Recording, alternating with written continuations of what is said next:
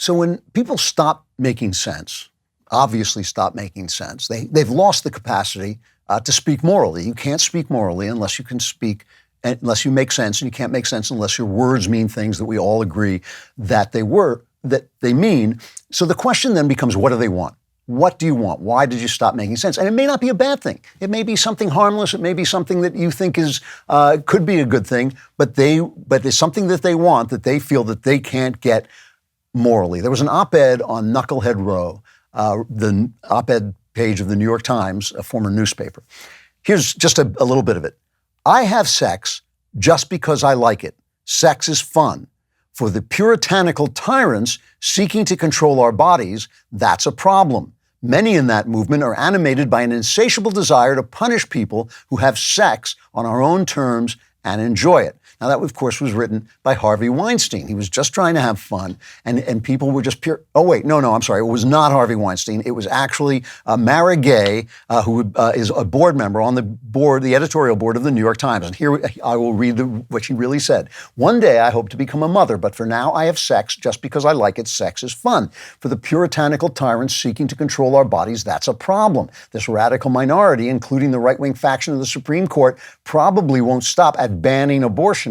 If we take Justice Clarence Thomas at his word, the right to contraception could be the next to fall. Why? Because many in this movement are animated by an insatiable desire to punish women who have sex on our own terms and enjoy it. So none of that makes sense. Of course, the Supreme Court did not ban abortion. It simply returned the power to make it to elected representatives in the states. And, of course, nobody is bothering Mara Gay about having fun, having sex. Nobody cares whether she has, except maybe the guy who's with her cares, but maybe. But none of the rest of us care whether she's having fun or not. We are worried about something entirely different, that sex has consequences. One of those consequences is the creation of other human beings. Those other human beings have a right to be alive, and it is wrong to stop them from being alive. So she's not if she wants to have sex, I'm fine with that. I'm sure you could care less. It's not what she wants. It's the consequences of what she wants that are a problem. And that's why she stops telling the truth, and that's why she stops making sense, because she's trying to get around that moral problem.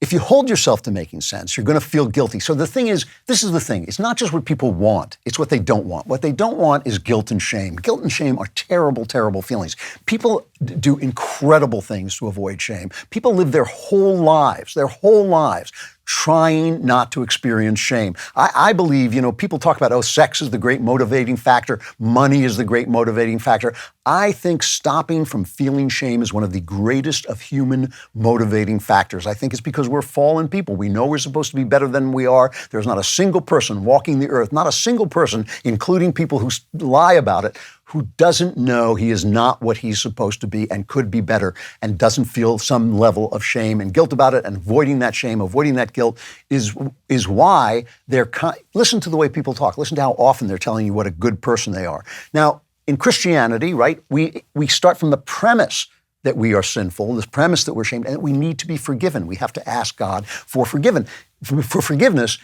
In 12-step programs like Alcoholics Anonymous, Narcotics Anonymous, all those 12-step programs, they take this from Christianity. They say you first have to 6 of the 12 steps or something like that are like make a searching and fearless moral inventory, admit to God, to ourselves and to another human being the exact nature of our wrongs, say we're entirely ready to have God remove the defects of our character, humbly ask God to remove our shortcomings, make a list of all persons we had harmed. This is now like 1, 2, 3, 4, 5. Make a list of all persons we have harmed and become willing to make amends to them all, make direct amends to such people, continue to take personal inventory. That is 4 to 10 of the 12 steps is getting rid of that shame. Alcoholics Anonymous know why people drink. They know why people overeat. They know why people dye their hair purple, why they get tattoos all over their body, why they dress up in leather with their butts hanging out and go in a pride parade. It is all to avoid looking in the mirror and facing that shame, which brings us to the Democrat Party and the Biden administration. And Marxism in general, the entire history of the left from Stalin on is the failure of Marxism. There was a point where you could accept Marxism and say, well, hey, this sounds like a good idea. Everything's going to be fair. Everybody's going to have the same amount of money.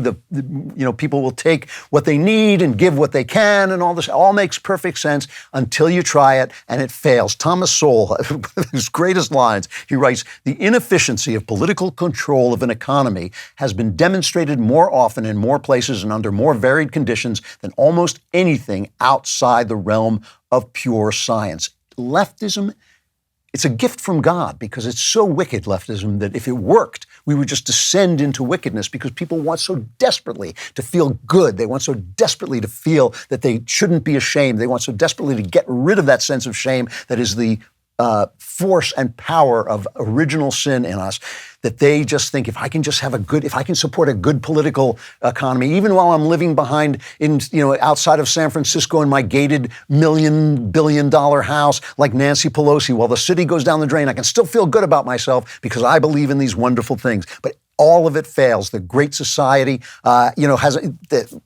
everything has failed. The Great Society hasn't stopped inequalities of race. I think it made them worse. The top-down running of the economy makes everything worse. They want no fossil fuels. That's made everything worse. So they had to create this world in which reality is not reality. And that is what everything is about. All this critical race theory, it's all about this. Critical race theory where Ibram Kendi says all racial inequalities are due to racism. They're not. They're due to bad policies. They're due to the Great Society. They're due to paying people to stay home. They're due to paying people to have children out of wedlock. They're due to telling black people that they are somehow exempt from the moral order because their ancestors were abused.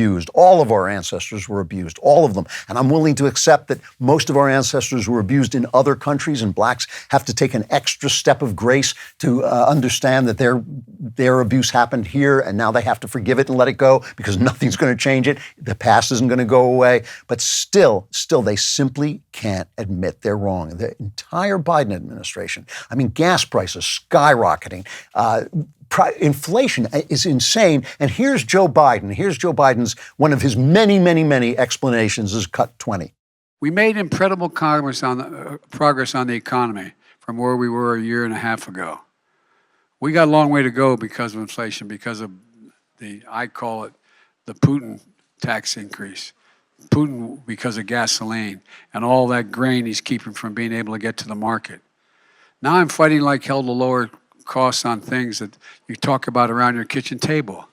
My dad used to say, at the end of the day, it's just when you sit at that table, do you have enough money to pay for everything you need?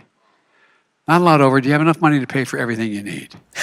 Somebody ought to tell Biden's dad, no, we don't. It's so expensive. And, this thing about the Putin, it's so despicable. It is so awful. Putin is a terrible guy. The invasion of Ukraine was an absolute atrocity, absolutely wrong.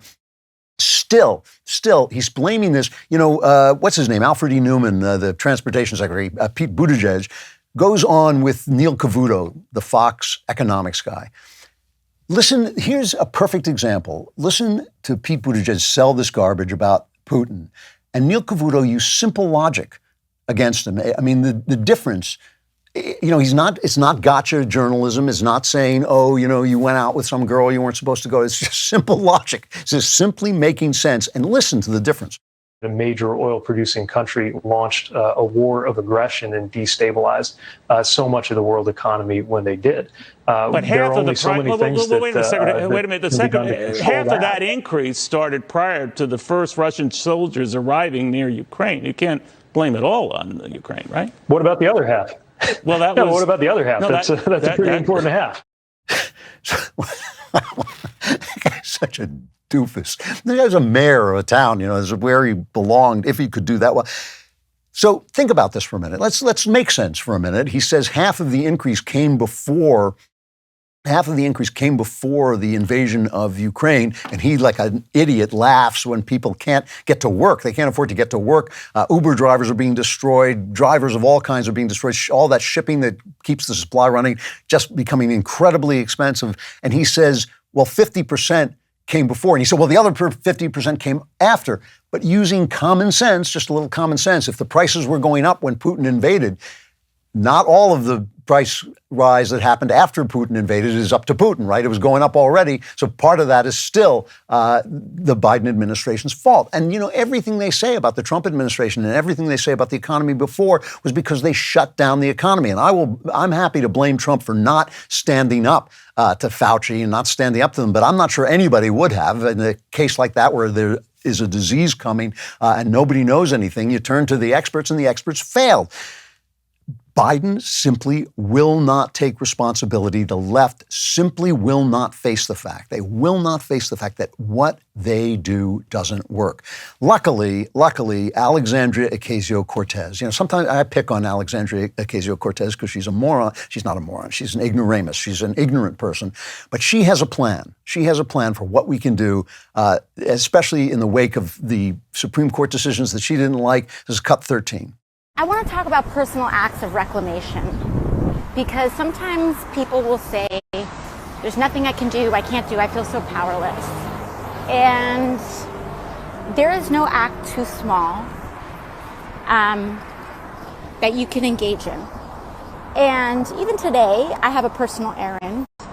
I need to redo my nails. And I've decided that I'm going to use my new manicure as almost like a personal act of reclamation for me and my story. Me too.